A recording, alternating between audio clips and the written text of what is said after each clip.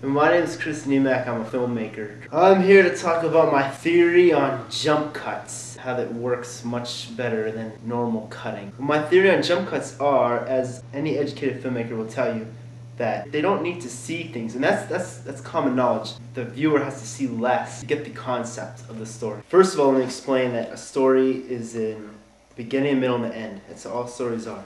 Now, in a jump cut, you jump, so you don't really know where you are until you actually see where you are. So I'm going to say, what if we see the beginning, part of the middle, and then we see the end? We don't really know what happened in the middle, but judging by the outcome, figure out with our brains, we can figure out what the outcome was. Our brains are getting faster. The more crap we see on TV, like The Apprentice, and all those horrible TV shows that don't make any sense, the more we see that, the quicker our brains become, and we just want to know what the next thing is. We start listening to a song, and before the song's even over, we say, okay, what's the next song? What's the next album? What's the next big group? We don't know what's now, we want to know. We want to know what's next. Just go blip, blip, blip. I've seen them. Chappelle uses jump cuts all the time. We gotta watch for them. They're like the quick, cheap television jump. When you're making a cheap show like David Chappelle's show, today's media, David Chappelle uses it to an artistic level where I tell a story and I get the idea out, the Spielbergian way of filmmaking. Blip!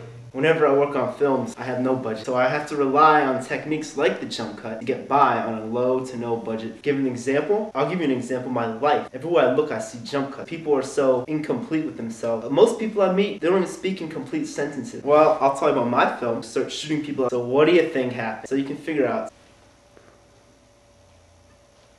I'm gonna make films. So, first of all, I'm an artist. I got an artistic license to do anything I want. And second of all, I'm a filmmaker. So I make films, but I'm gonna make them without a camera. Make films without cameras, without anything. You need the director with the vision. If the director with his vision walks around town all day, he just made a film. They're all right. They're all correct. Here's the story. There's a guy, and he gets out of his car, and he walks up to a door, knocks on the door. And then obviously we'll cut to him inside. So we cut to him inside, and there's a girl there. And then, boom, we'll cut to him ripping open a condom package. The next thing we'll see is him drinking a beer.